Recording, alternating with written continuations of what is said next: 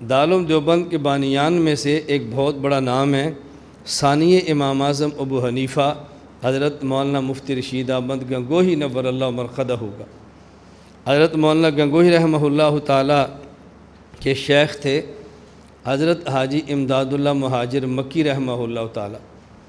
حضرت حاجی امداد اللہ مہاجر مکی رحمۃ اللہ علیہ حضرت گنگوہی رحمۃ اللہ علیہ تھانہ بھون تھے۔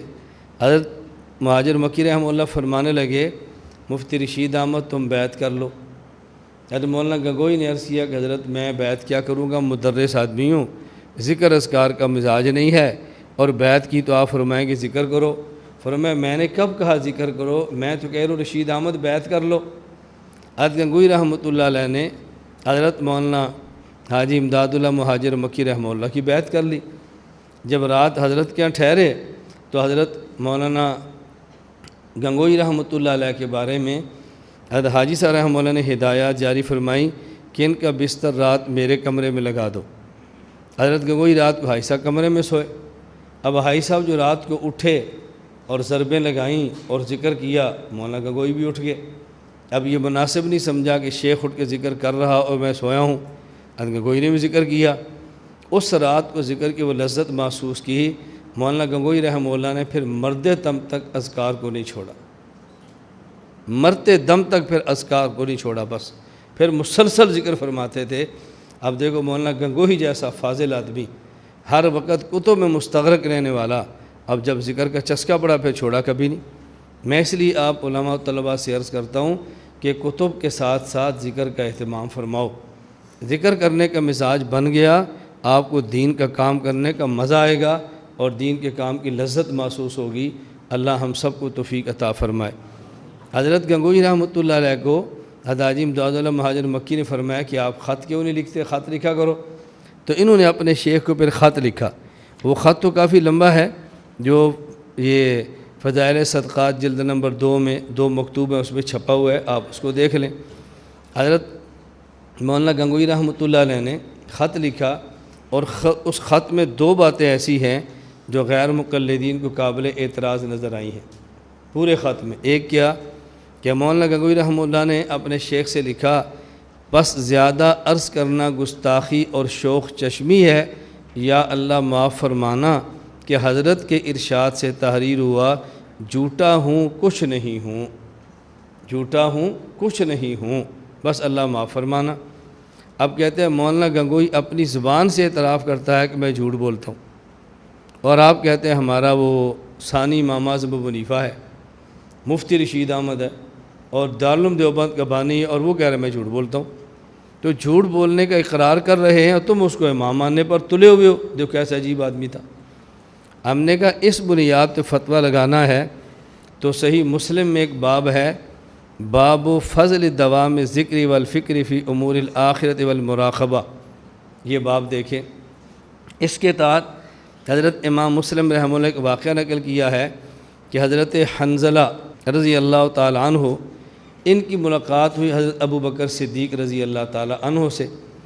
تو حضرت ابو بکر صدیق نے پوچھا کیف انت یا حنظلہ، اے حنظلہ تمہارا کیا حال ہے؟ تو انہوں نے فرمایا نافق حنظلہ، میں تو منافق ہوں۔ صدیق اکبر نے کہا سبحان اللہ، ما تقول، آپ کیسی بات فرما رہے ہیں، صحابی رسول اور آپ فرماتے ہیں میں منافق ہوں۔ تو انہوں نے کہا ابو بکر سچی بات یہ ہے، نکون عند رسول اللہ صلی اللہ علیہ وسلم، ہم اللہ کے نبی کے پاس ہوتے ہیں، اللہ کے نبی جنت اور جہنم کی باتیں فرماتے ہیں، تو ہمیں ایسے محسوس ہوتا ہے جب اپنے آنکھوں سے جنت اور جہنم کو دیکھ رہے ہیں، اور ہماری کیفیت بالکل الگ ہوتی ہے۔ فَإِذَا خَرَجْنَا مِنْ عِنْدِ رَسُولِ اللَّهِ صلی اللہ علیہ وسلم، جب ہم اللہ کے نبی کے پاس سے آ جاتے ہیں اور گھر میں اپنی بیوی، اپنے بچے اور ان کاموں میں جگ لگ جاتے ہیں اور مال اسباب کو دیکھتے ہیں، فَنَسِينَا كَثِيرًا، تو پھر ہمیں بہت ساری باتیں بھول جاتی ہیں۔ وہاں جنت اور جہنم ایسے جیسے آنکھوں سے دیکھ رہے ہیں، اور گھر میں آ کر جنت اور جہنم یاد بھی نہیں رہتی، تو بالکل دل کی کیفیت بدل جاتی ہے۔ حضرت ابو بکر صدیق رضی اللہ عنہ فرمانے لگے حنظلہ جو کیفیت تمہاری ہے وہی کیفیت میری ہے، تو پھر چلیں رسول اکرم صلی اللہ علیہ وسلم کے پاس چلتے ہیں۔ یہ دونوں حضرت رسول اللہ صلی اللہ علیہ وسلم کے پاس حاضر ہوئے تو سیدنا صدیق اکبر نے کہا یا رسول اللہ، یہ حنظلہ ہے اور یہ کہتا ہے میں منافق ہوں، اور حضور نے فرمایا حنظلہ تو کیسی بات کرتا ہے؟ ان نے جو بات سیدنا صدیق اکبر سے عرض کی تھی وہی بات رسول اکرم صلی اللہ علیہ وسلم خدمت میں عرض کر دی۔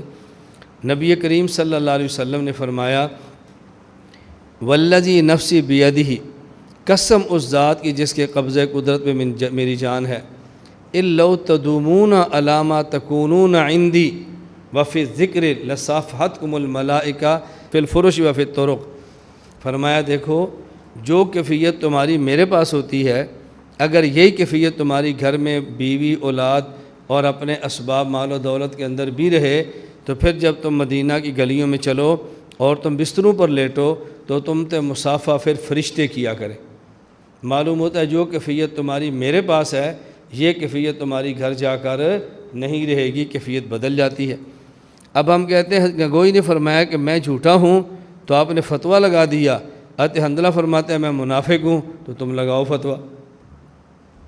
اگر اپنی زبان سے بندہ یہ کہے کہ میں جھوٹا ہوں اللہ معاف فرما دے، اس پر فتویٰ ہے تو صحابی تو کہہ رہے ہیں میں منافق ہوں۔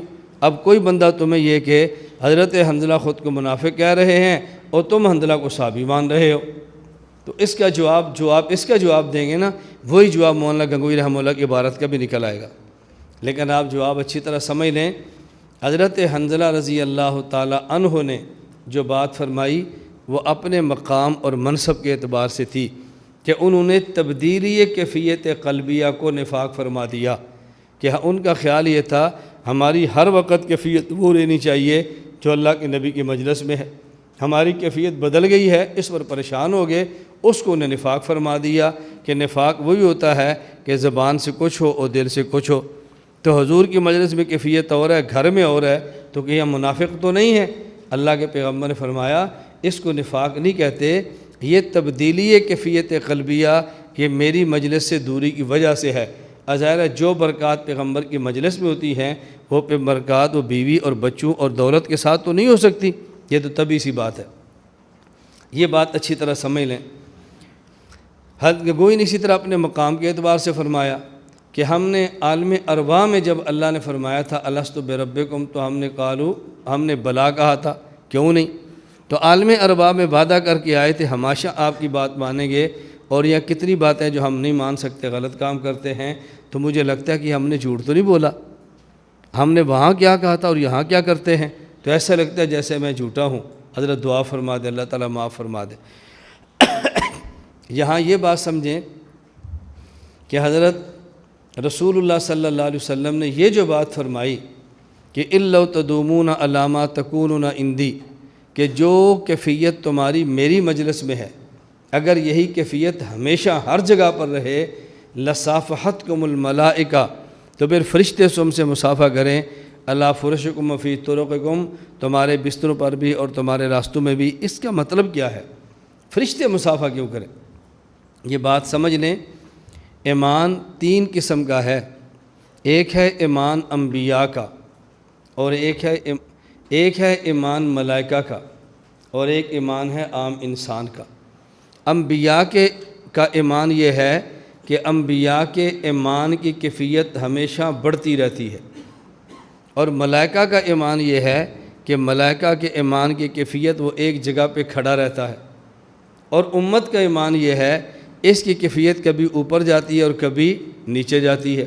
ایمان نہیں بڑھتا، ایمان کی کیفیت گھٹتی اور بڑھتی رہتی ہے۔ اس لیے امام صاحب فرماتے ہیں نا کہ الایمان لا یزید ولا ینقص، ایمان زیادہ کم نہیں ہوتا، ایمان کی کیفیت کم زیادہ ہوتی ہے۔ تو میں نے اس لیے بتایا کہ ایمان انبیاء کا یہ ہے کہ جس کی کیفیت ہمیشہ بڑھتی ہے، اور ایمان ملائکہ کا کہ جو ایک جگہ پہ رہتا ہے، اور ایمان عام انسان کا وہ اس کی کیفیت کبھی بڑھ جاتی ہے کبھی کم ہوتی ہے۔ اب اللہ کے نبی نے کیسی عجیب تعبیر اختیار فرمائی ہے کہ جو کیفیت تمہارے ایمان کی میری مجلس میں ہے اگر یہی کیفیت تمہارے ایمان کی بیوی بچوں اور گھر میں ہو تو پھر ملائکہ تم سے مصافحہ کرا، کیوں؟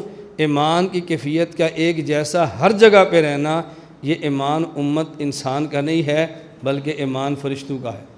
تو پھر تمہاری کیفیت عام انسانوں کے ایمان سے نکل کے فرشتوں والی کیفیت میں چلی گئی، تو پھر تم سے مصافحہ انسان نہ کریں بلکہ فرشتے کریں۔ لیکن تمہاری کیفیت چونکہ اوپر نیچے ہوتی رہتی ہے اس لیے تم سے فرشتے مصافحہ نہیں کریں گے، عام انسان ہی کریں گے۔ یہ بات اچھی طرح سمجھ لیں۔